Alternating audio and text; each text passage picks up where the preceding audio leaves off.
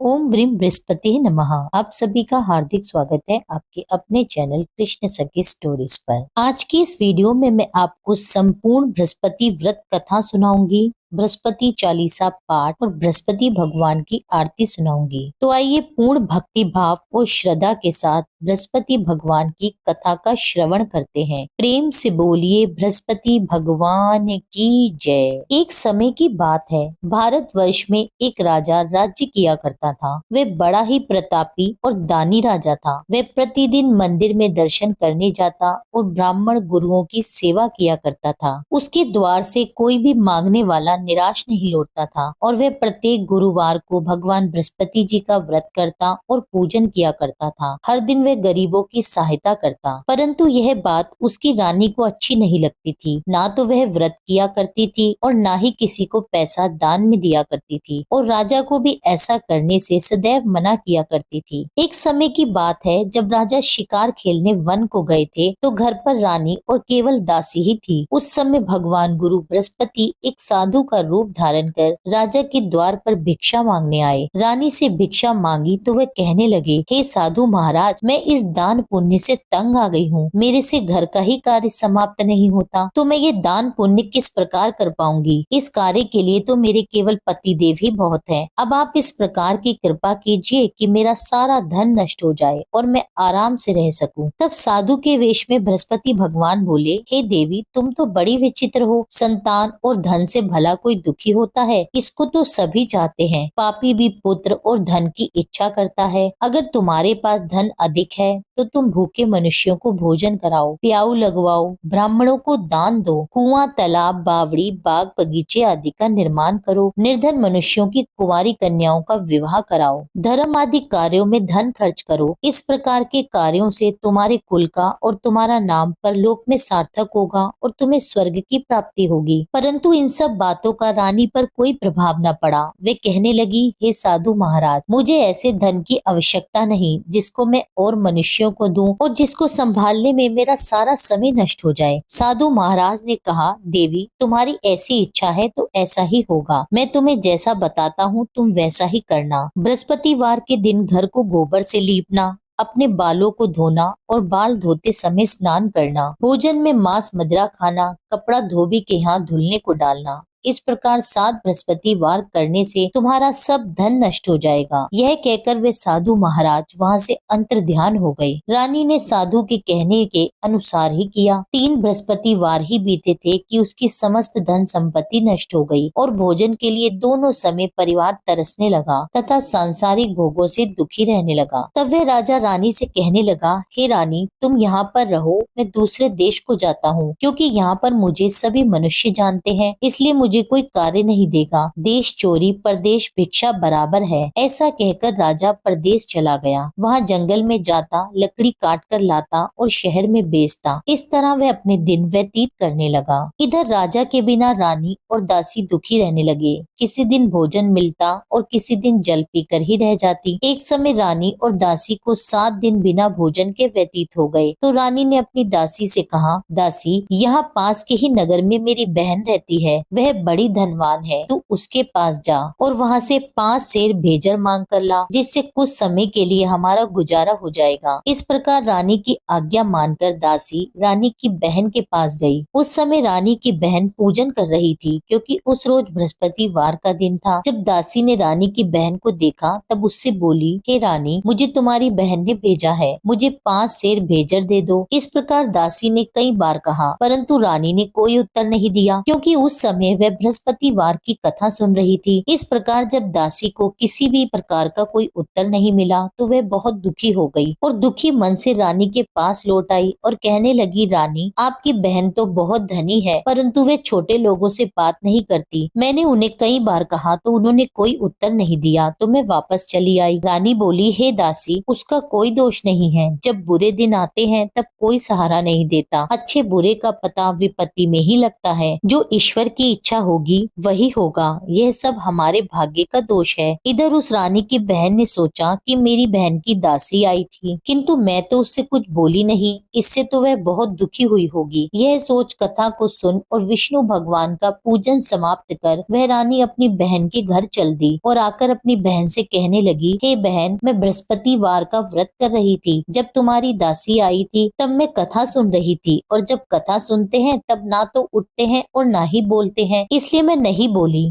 कहो दासी क्यों आई थी? रानी बोली, हे बहन, हमारे घर अनाज नहीं था, वैसे तुमसे कोई बात कहाँ छिपी है, इस कारण मैंने दासी को तुमसे 5 सेर भेजर मांगने के लिए भेजा था। रानी की बहन बोली, बृहस्पति भगवान सबकी मनोकामना पूर्ण करते हैं, देखो शायद तुम्हारे घर में अनाज रखा हो। इस प्रकार का वचन जब रानी ने सुना तो घर के अंदर गई और वहाँ उसे एक घड़ा भेजर का भरा मिल गया। तब वे रानी और बांदी बहुत खुश हुई। दासी कहने लगी, हे रानी, देखो वैसे हमको जब भोजन नहीं मिलता तो हम रोज ही व्रत करते हैं, अगर इनसे व्रत की विधि और कथा पूछ ली जाए तो हम उसे किया करेंगे। तब उस रानी ने अपनी बहन से पूछा, हे बहन, बृहस्पतिवार के व्रत के क्या नियम है? तब रानी की बहन ने बताया, बृहस्पतिवार के व्रत में चने की दाल और मुनक्का से विष्णु भगवान का केले की जड़ में पूजन करें तथा दीपक जलाएं और पीला भोजन करें और कथा सुने। इस प्रकार नियम पूर्वक करने से गुरु बृहस्पति भगवान प्रसन्न होते हैं, अन्न पुत्र धन देते हैं और सभी की मनोकामनाएं पूर्ण करते हैं। इस प्रकार रानी और दासी दोनों ने ही निश्चय किया कि हम बृहस्पति भगवान का पूजन किया करेंगे। 7 रोज बाद जब बृहस्पतिवार आया तो उन्होंने व्रत रखा। घुड़साल में जाकर चना और गुड़ बीन लाई तथा उसकी दाल से केले के जड़ का तथा भगवान विष्णु का पूजन किया। अब पीला भोजन कहाँ से आए? दोनों बड़ी दुखी हुई। उन्होंने व्रत किया था, इस कारण बृहस्पति भगवान उनसे प्रसन्न थे। 2 थालियों में सुंदर पीला भोजन लेकर आए और दासी को देकर बोले, हे दासी, ये तुम्हारे और तुम्हारी रानी के लिए भोजन है, तुम दोनों भोजन कर लेना। दासी भोजन पाकर बड़ी प्रसन्न हुई और रानी से बोली, चलो रानी, जी भरकर भोजन कर लो। रानी को इस विषय में कुछ पता नहीं था, इसलिए वे दासी से बोली, तू ही भोजन कर, क्योंकि तू हमारी व्यर्थ में हंसी उड़ाती है। दासी बोली कि एक महात्मा भोजन दे गए हैं। रानी कहने लगी, वह भोजन तेरे लिए दे गए हैं, तू ही भोजन कर। दासी ने कहा, वह महात्मा हम दोनों के लिए 2 थाली में भोजन दे गए हैं, इसलिए हम और तुम दोनों ही साथ साथ भोजन करेंगे। इस प्रकार रानी और दासी दोनों ने ही बृहस्पति भगवान को नमस्कार कर भोजन प्रारंभ किया। अब वे प्रत्येक बृहस्पतिवार को बृहस्पति भगवान का व्रत और विष्णु भगवान का पूजन करने लगी। बृहस्पति भगवान की कृपा से रानी और दासी के पास बहुत सा धन हो गया। अब रानी फिर से आलस्य करने लगी। तब दासी बोली, देखो रानी, तुम पहले इस प्रकार आलस्य करती थी तो तुम्हें धन रखने में कष्ट होता था, इस कारण सभी धन नष्ट हो गया। अब बृहस्पति भगवान की कृपा से धन मिला है, हमें दान पुण्य करना चाहिए। दान में भूखे मनुष्यों को भोजन कराना चाहिए, प्याऊ लगवाने चाहिए, ब्राह्मणों को दान देना चाहिए। धन को शुभ कार्यों में खर्च करें, जिससे तुम्हारे कुल का यश बढ़ेगा और स्वर्ग प्राप्त होगा, पितृ प्रसन्न होंगे। तब रानी ने इसी प्रकार के कार्य करने प्रारंभ कर दिए तो काफी यश फैलने लगा। एक दिन रानी और दासी विचार करने लगी कि ना जाने हमारे राजा किस दशा में होंगे, उनकी कोई खोज खबर नहीं है। बृहस्पति भगवान से उन्होंने प्रार्थना की तो एक दिन भगवान ने रात्रि में राजा को स्वप्न में कहा, हे राजन, उठ, तेरी रानी तुझको याद करती है, अपने देश को चला जा। राजा प्रातः काल उठा और विचार करने लगा। स्त्री खाने और पहनने की साथी होती है, पर भगवान की आज्ञा मानकर वह अपने नगर की ओर चलने को तैयार हुआ। इससे पूर्व जब राजा प्रदेश चला गया था तो प्रदेश में दुखी रहने लगा। प्रतिदिन जंगल में से लकड़ी बीन कर लाता और उसे शहर में बेचकर अपने दुखी जीवन को बड़ी कठिनता से व्यतीत करता था। एक दिन राजा दुखी हो अपनी पुरानी बातों को याद करके रोने लगा। तब उस समय जंगल में बृहस्पति देव एक साधु का रूप धारण कर आए और राजा के पास आकर कहने लगे,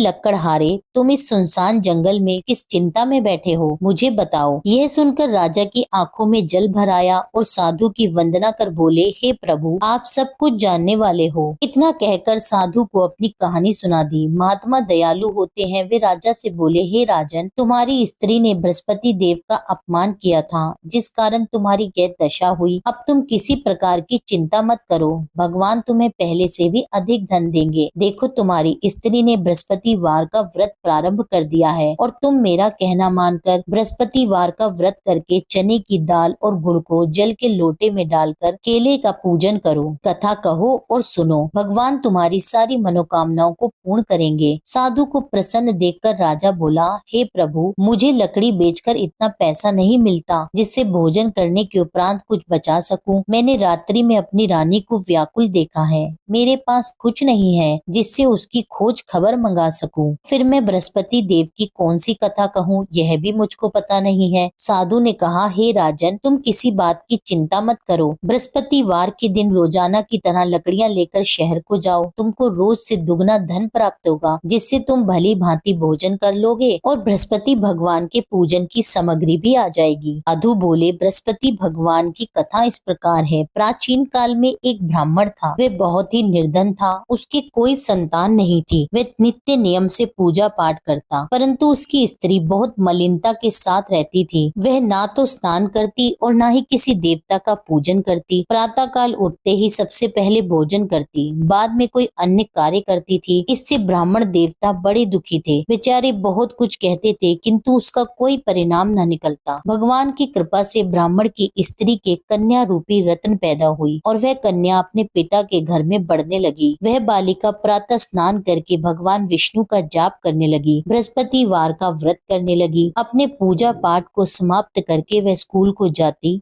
तो अपनी मुट्ठी में जौ भरकर ले जाती और पाठशाला जाने के मार्ग में डालती जाती। वही जौ स्वर्ण के हो जाते और लौटते समय उनको बीनकर घर ले आती। एक दिन वह बालिका सूप में सोने के जौ को फटक कर साफ कर रही थी, तो उसकी माँ ने देख लिया और कहा, हे बेटी, सोने के जौ को फटकने के लिए सोने का सूप होना चाहिए। दूसरे दिन बृहस्पतिवार था। इस कन्या ने व्रत रखा और बृहस्पति भगवान से प्रार्थना करके कहने लगी, हे प्रभु, यदि मैंने आपकी पूजा सच्चे मन से की हो तो मेरे लिए सोने का सूप दे दो। बृहस्पति देव ने उसकी प्रार्थना स्वीकार कर ली। रोजाना की तरह वह कन्या जौ फैलाती हुई स्कूल को गई और जब लौटकर जौ बीन ही रही थी तो बृहस्पति देव की कृपा से रास्ते में सोने का सूप मिला। वह सोने के सूप को लेकर घर गई और उससे जौ साफ करने लगी, परंतु उसकी माँ का वही ढंग रहा। एक दिन की बात है, वह कन्या सोने के सूप से जौ साफ कर रही थी। उस समय उस शहर का राजपुत्र वहां से होकर निकला। इस कन्या के रूप और कार्य को देखकर वह मोहित हो गया और अपने घर आकर भोजन और जल त्याग कर उदास होकर लेट गया। राजा को जब इस बात का पता लगा तो वह अपने मंत्रियों के साथ अपने पुत्र के पास गए और बोले, हे पुत्र, तुम्हें किसी बात का कष्ट है? किसी ने तुम्हारा अपमान किया है क्या, या कोई और कारण है? सो कहो, मैं वही कार्य करूंगा जिससे तुम्हें प्रसन्नता हो। राजकुमार ने अपने पिता की बातें सुनी तो वह अपने पिता से कहने लगे, हे पिताजी, आपकी कृपा से मुझे किसी बात का दुख नहीं है और ना ही किसी ने मेरा अपमान किया है, परंतु मैं उस लड़की के साथ विवाह करना चाहता हूँ जो सोने के सूप में जौ साफ कर रही थी। यह सुन राजा भी आश्चर्य में पड़ गया और बोला,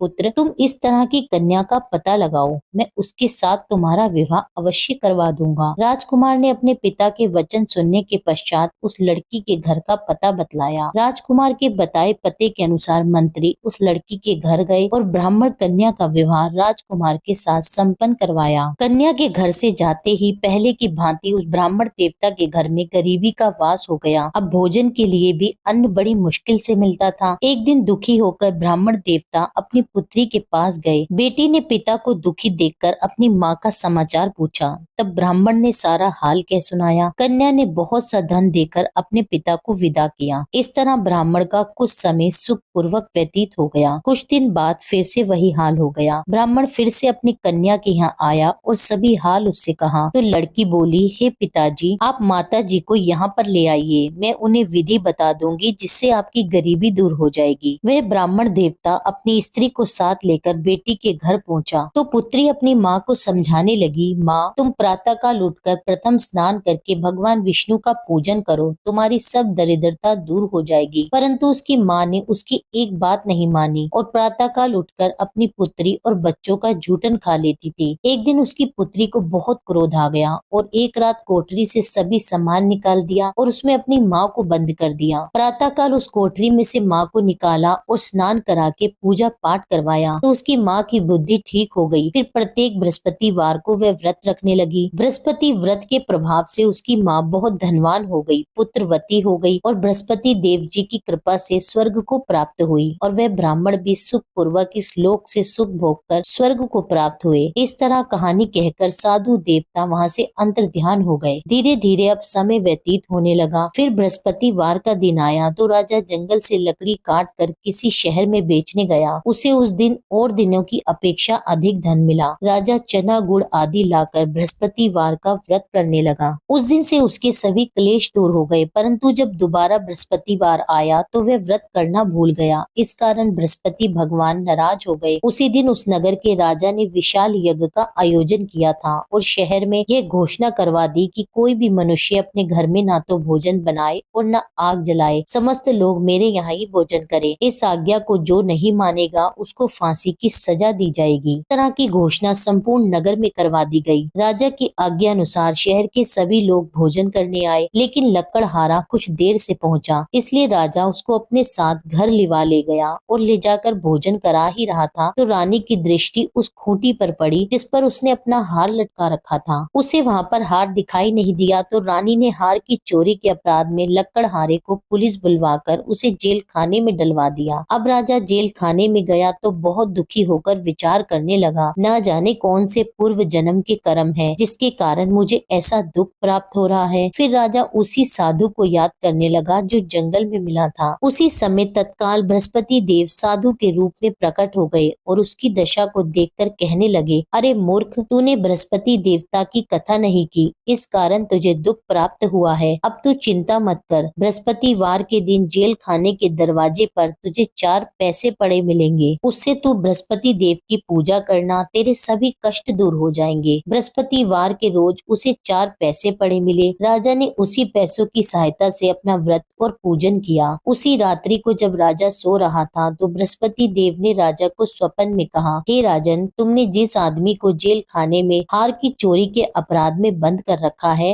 वह निर्दोष है, वह राजा है, उसे छोड़ देना। रानी का हार उसी खूंटी पर लटका हुआ है, अगर तू ऐसा नहीं करेगा तो मैं तेरे राज्य को नष्ट कर दूंगा। राजा प्रातःकाल उठा तो रानी का हार खूंटी पर टंगा देखकर लकड़हारे को बुलाकर उससे क्षमा मांगी तथा राजा को योग्य सुंदर वस्त्र आभूषण देकर विदा किया। भगवान बृहस्पति देव की आज्ञा अनुसार राजा अपने नगर को चल दिया। राजा जब नगर के निकट पहुंचा तो उसे बड़ा ही आश्चर्य हुआ। नगर में पहले से भी अधिक बाग, तालाब, कुएं, मंदिर तथा बहुत सी धर्मशाला बने हुए थे। राजा ने पूछा कि यह किसका बाग और धर्मशाला है। तब नगर के सब लोग कहने लगे कि यह सब रानी और दासी का है। तो राजा को बड़ा आश्चर्य भी हुआ और गुस्सा भी आया। जब रानी ने यह खबर सुनी कि राजा आ रहे हैं तो उसने अपनी दासी से कहा, हे दासी, देख राजा हमें कितनी बुरी दशा में छोड़ गए थे, वह हमारे ऐसे हालात देखकर कहीं लौट न जाए, इसलिए तू द्वार पर ही खड़ी हो जा। रानी की आज्ञा सुनकर दासी द्वार पर ही खड़ी हो गई। जब राजा आए तो उन्हें अपने साथ लिवा लाई। तब राजा ने क्रोध करके अपनी तलवार निकाली और पूछने लगा, यह बताओ तुम्हें यह धन कैसे प्राप्त हुआ। तब रानी ने कहा कि यह सब धन बृहस्पतिवार के व्रत के प्रभाव से मिला है। तब राजा ने निश्चय किया कि 7 रोज बाद तो सभी बृहस्पति देव का पूजन करते हैं, परंतु मैं रोजाना दिन में 3 बार कहानी कहा करूंगा और रोज व्रत किया करूंगा। अब हर समय राजा के दुपट्टे में चने की दाल बंधी रहती तथा दिन में 3 बार कहानी कहता। एक रोज राजा ने विचार किया कि चलो अपनी बहन के यहाँ आवे। इस तरह निश्चय कर राजा घोड़े पर सवार हो अपनी बहन के यहाँ जाने लगा। मार्ग में उसने देखा कि कुछ आदमी एक मुर्दे को लिए जा रहे हैं, तो उन्हें रोक कर राजा कहने लगा, भाइयों, मेरी बृहस्पतिवार की कथा सुन लो। वे बोले, लो, हमारा तो आदमी मर गया है और इसको अपनी कथा की पड़ी है। परंतु कुछ आदमी बोले, अच्छा कहो, हम तुम्हारी कथा भी सुनेंगे। राजा ने दाल निकाली और जब आधी ही कथा हुई थी कि कि मुर्दा हिलने लगा और जब कथा समाप्त हुई तो राम राम कहकर वह मनुष्य खड़ा हो गया। आगे मार्ग में उसे एक किसान खेत में हल चलाता हुआ मिला। राजा ने उसे देखा और उससे बोला, अरे भाइयों, तुम मेरी बृहस्पतिवार की कथा सुन लो। किसान बोला, जब तक मैं तुम्हारी कथा सुनूंगा तब तक तो 4 हरिया जोत लूंगा। जा अपनी कथा किसी और को सुनाना। इस तरह राजा आगे चलने लगा। राजा के हटते ही बैल पछाड़ खाकर गिर गए तथा किसान के पेट में बहुत जोर से दर्द होने लगा। उस समय उसकी माँ रोटी लेकर आई थी। उसने जब यह देखा तो अपने पुत्र से सब हाल पूछा और बेटे ने सभी हाल अपनी माँ से कह दिया। तो बुढ़िया दौड़ी दौड़ी राजा के पास गई और उससे बोली, मैं तेरी कथा सुनूंगी, तू अपनी कथा मेरे खेत पे चलकर कहना। राजा ने बुढ़िया के खेत पर जाकर कथा कही, जिसके सुनते ही वे बैल खड़े हो गए और किसान के पेट का दर्द भी बंद हो गया। राजा जब अपनी बहन के घर पहुंच गया, बहन ने भाई की खूब मेहमानी की। दूसरे रोज प्रातःकाल राजा जगा तो वह देखने लगा कि सब लोग भोजन कर रहे हैं। राजा ने अपनी बहन से कहा कि कोई ऐसा मनुष्य है जिसने भोजन नहीं किया हो और मेरी बृहस्पतिवार की कथा सुन ले। बहन बोली, भैया, यह देश ऐसा ही है। पहले यहाँ लोग भोजन करते हैं, बाद में अन्य कोई कार्य करते हैं। अगर कोई पड़ोस में हो तो देखाऊं। वह ऐसा कहकर देखने चली गई, परंतु उसे कोई भी ऐसा व्यक्ति नहीं मिला जिसने भोजन न किया हो। अंत में वह एक कुम्हार के घर गई, जिसका लड़का बहुत बीमार था। उसे पता लगा कि उनके यहाँ 3 रोज से किसी ने भोजन नहीं किया है। रानी ने कुम्हार से कहा कि वह उसके भाई की कथा सुन ले। कुम्हार तैयार हो गया। राजा ने जाकर बृहस्पतिवार की कथा कही, जिसको सुनकर उसका लड़का ठीक हो गया। अब तो राजा की प्रशंसा होने लगी। एक दिन राजा ने अपनी बहन से कहा, बहन, हम अपने घर को जाएंगे, तुम भी तैयार हो जाओ। राजा की बहन ने अपनी सास से कही तो सास बोली, हाँ चली जा, परंतु अपने लड़कों को मत ले जाना, क्योंकि तेरे भाई के यहाँ कोई औलाद नहीं है। बहन ने अपने भाई से कहा, हे भैया, मैं तो चलूंगी मगर कोई बालक नहीं आएगा। राजा बोला, जब कोई बालक नहीं चलेगा तब तुम क्या करोगी? बड़े दुखी मन से राजा अपने नगर को लौट आया। राजा ने अपनी रानी से कहा, हम निर्वंशी राजा हैं, हमारा मुंह देखने का धर्म नहीं है और कुछ भोजन आदि भी नहीं किया। रानी बोली, हे नाथ, जब बृहस्पति देव ने हमें सब कुछ दिया है तो संतान भी अवश्य देंगे। उसी रात बृहस्पति देव ने राजा को स्वप्न में कहा, हे राजन, उठ, सभी सोच को त्याग दे, तेरी रानी गर्भ से है। यह बात सुनकर राजा बहुत खुश हुआ। 9वें महीने में रानी ने एक सुंदर पुत्र को जन्म दिया। तब राजा बोला, हे रानी, स्त्री बिना भोजन के रह सकती है, बिना कहे नहीं रह सकती। जब मेरी बहन आवे तो मुझसे कुछ मत कहना। रानी ने सुनकर हाँ कर दिया। जब राजा की बहन ने शुभ समाचार सुना तो वह बहुत खुश हुई और बधाई लेकर अपने भाई के घर आई। तब रानी ने कहा, घोड़ा चढ़कर तो नहीं आई, गधा चढ़ी आई। राजा की बहन बोली, भाभी, मैं इस प्रकार ना कहती तो तुम्हें औलाद कैसे मिलती? बृहस्पति देव ऐसे ही हैं, जिसकी जैसी मन में कामनाएं हैं सभी को पूर्ण करते हैं। जो सद्भावना पूर्वक बृहस्पतिवार का व्रत करता है, कथा कहता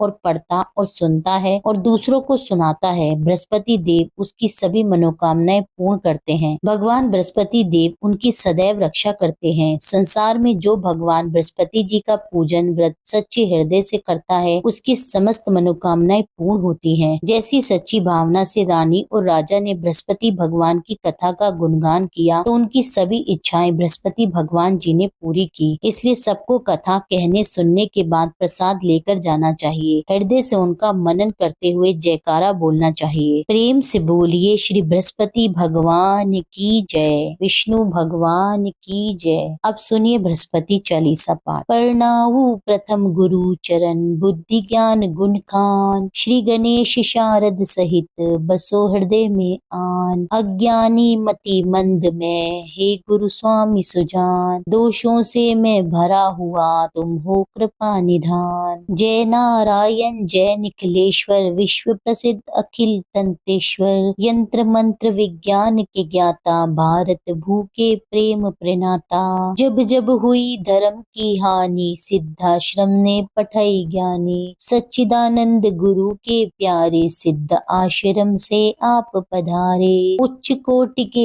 ऋषि मुनि स्वेच्छा, ओए करन धर्म की रक्षा। अब अब की बार आपकी बारी, त्राहि त्राहि है धरा पुकारी। मरुंधर प्रांत खरंटिया ग्रामा, मुल्तान चंद पिता करनामा। शेष शाही सपने में आए, माता को दर्शन दिखलाए। रूपा देवी मातु अति धार्मिक, जन्म भयो शुभ 21 तारीख। जन्म दिवस तिथि शुभ, साधक की पूजा करते आराधक की। जन्म वृतंत सुनाए नवीना, मंत्र नारायण नाम करि दीना। नाम नारायण भव भय हारी, सिद्ध योगी मानव तन धारी। ऋषिवर ब्रह्म तेज से उर्जित, आत्म स्वरूप गुरु गौरवंतित। एक बार संग सखा भवन में, करी स्नान लगे चिंतन में। चिंतन करत समाधि लगाई, सुध बुधहीन भय अनुरागी। पूर्ण करी संसार की रीति, शंकर जैसे बने गृहस्थी। अद्भुत संगम प्रभु माया का, अवलोकन है विधि छाया का। युग युग से भव बंधन रीति, जहाँ नारायण वाही भगवती। सांसारिक मन हुए अति गलानी, तब हिमगिरी गमन की ठानी। 18 वर्ष हिमालय घूमे, सर्व सिद्धिया गुरु पग चूमे। त्याग अटल सिद्धाश्रम आसन, कर्म भूमि आए नारायण। धरा गगन ब्राह्मण में गूंजी, जय गुरुदेव साधना पूंजी। धर्म धर्म हित शिविर पुरोधा, कर्म क्षेत्र के अतुलित योधा। हृदय विशाल शास्त्र भंडारा, भारत का भौतिक उजियारा। 156 ग्रंथ रचयिता, सीधी साधक विश्व विजेता। प्रिय लेखक प्रिय गूढ़ प्रवक्ता, भूत भविष्य के आप विधाता। आयुर्वेद ज्योतिषी के सागर, षोडश कला युक्त परमेश्वर। रतन पार की विघ्न हरंता, सन्यासी अन्यतम संता। अद्भुत चमत्कार दिखलाया, पारद का शिवलिंग बनाया। वेद पुराण शास्त्र सब ज्ञाते, पारेश्वर दुर्लभ कहलाते। पूजा कर नित्य ध्यान लगावे, जो नर सिद्धाश्रम में जावे। चारों वेद कंठ में धारे, पूजनीय जन जन के प्यारे। चिंतन करत मंत्र जब गाए, विश्वामित्र वशिष्ठ बुलाए। मंत्र नमो नारायण साचा, ध्यानत भागत भूत पिचाशा। प्रात कल करहि निखिलायन, मन प्रसन्न नित तेजस्वी तन।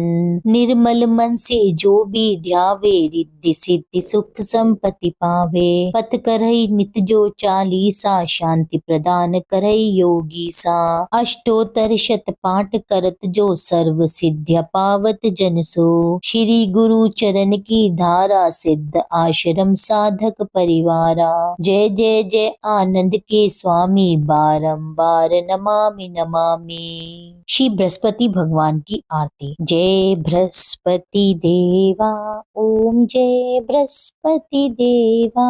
छिन छिन भोग लगाऊं, कदली फल मेवा। ओम जय बृहस्पति देवा, तुम पूर्ण परमात्मा, तुम अंतर्यामी। जगत पिता जगदीश्वर, तुम सबके स्वामी। ओम जय बृहस्पति देवा, चरना अमृत निज निर्मल, सब पातक हरता। सकल मनोरथ दायक, कृपा करो भरता। ओम जय बृहस्पति देवा, तन मन धन अर्पण कर, जो जन शरण पड़े। प्रभु प्रकट तब हो कर, आकर द्वार खड़े। ओम जय बृहस्पति देवा, दीन दयाल दयानिधि, भक्तन हितकारी। पाप दोष सब हरता, भव बंधन हारी। ओम जय बृहस्पति देवा,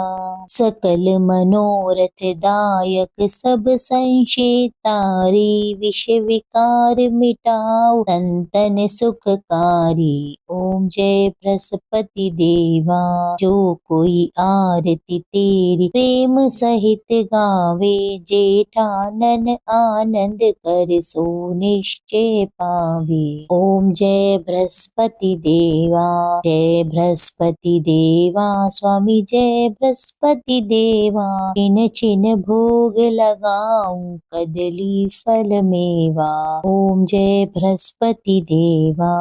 आशा करती हूँ यह वीडियो आपको पसंद आई होगी। कथा आपको पसंद आई हो, वीडियो अच्छी लगी हो तो वीडियो को लाइक जरूर करें, वीडियो पर कमेंट करें, भगवान बृहस्पति देव की जय लिखिए और जिन भी लोगों ने अभी तक मेरे चैनल को सब्सक्राइब ना किया हो उनसे मेरा अनुरोध है कि चैनल को सब्सक्राइब कर लें। मिलती हूँ आपसे एक अगली वीडियो में, जब तक के लिए जय श्री राधे।